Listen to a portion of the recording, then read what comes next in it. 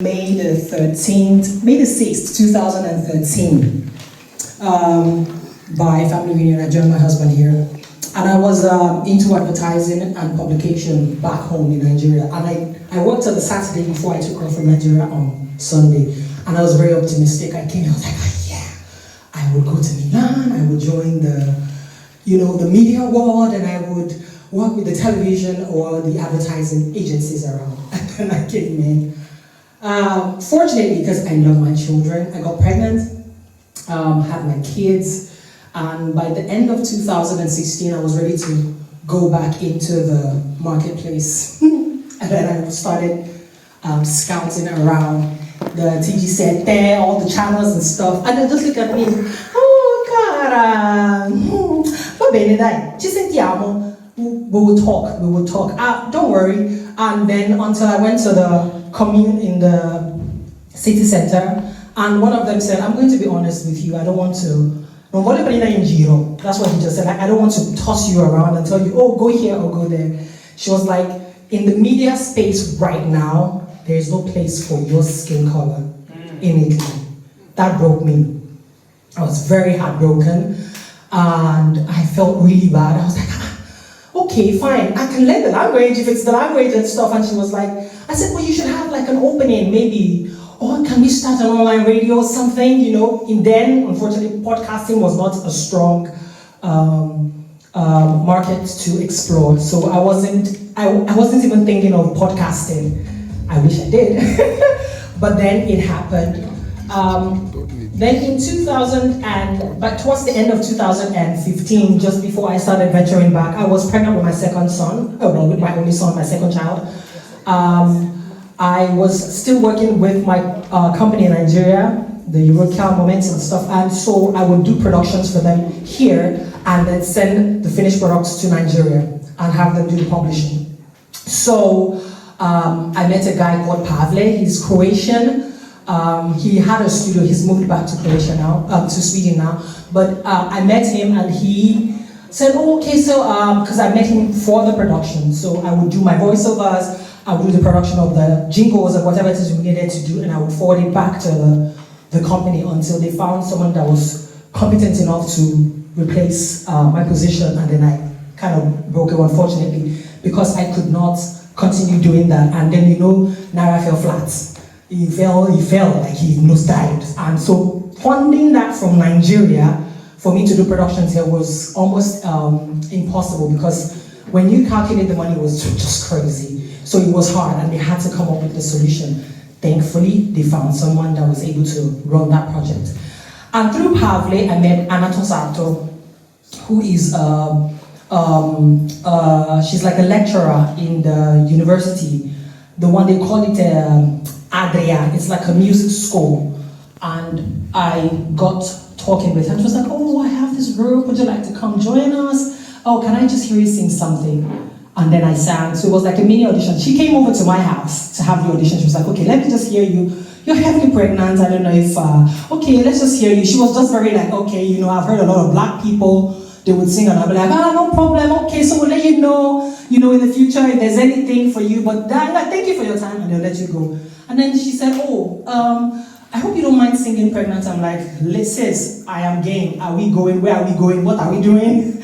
And then we went, and then we had a concert at Torre de Quatezolo, the sports stadium there, where they had Laura, not Laura Pausini, but the apostrophe Aura.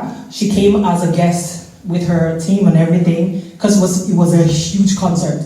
And I was supposed to sing with the choir. And I sang with the choir, and then the newspaper of Italy posted it. And instead of using Laura's picture for the publication, my picture was posted. And then, of course, there's this black singer, I think she's American or something. She had I was like, and stuff like that. But I was very pleased with that. And then I continued working with Laura, and eventually it progressed. And I got in contact with Slang Music, currently working with Almond Music Project.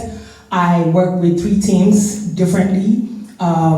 We have the Black Gold, we have the Gospel Family Choir, we have Gospeleria, which is like a mix of Italian and colored singers, And then we have the all-black women of God, which I champion.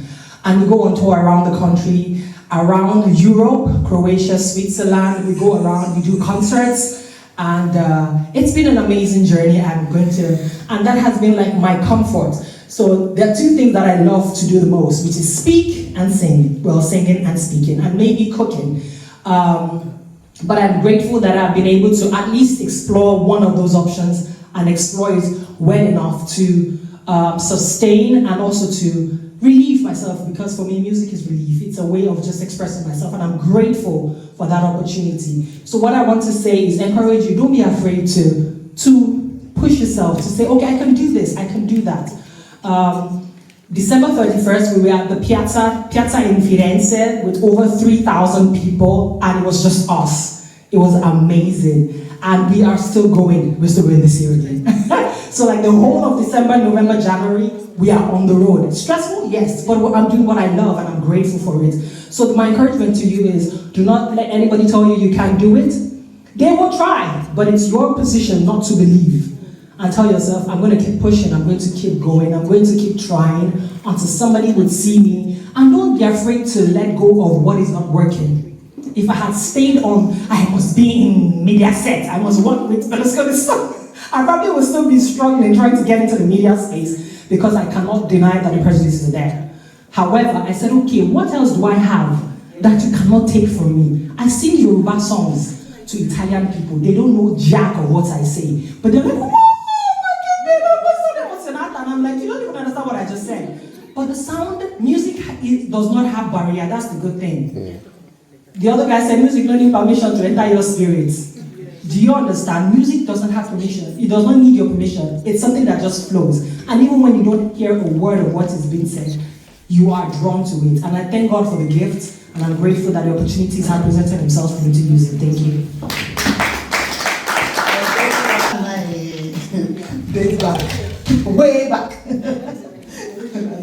Just another day. There's another lady, young lady.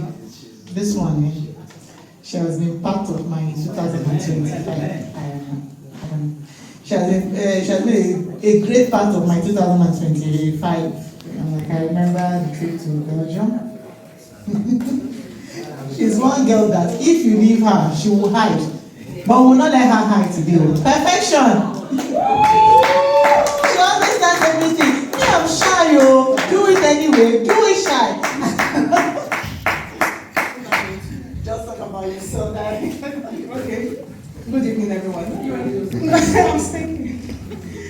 My name is Perfection Bendola. Okay, I'm a graduate of UNIPID, a master's degree holder on food and health, and yeah. Yeah, I just graduated, and yeah, you can ask me any question about UNIPID. Perfection will kill this thing like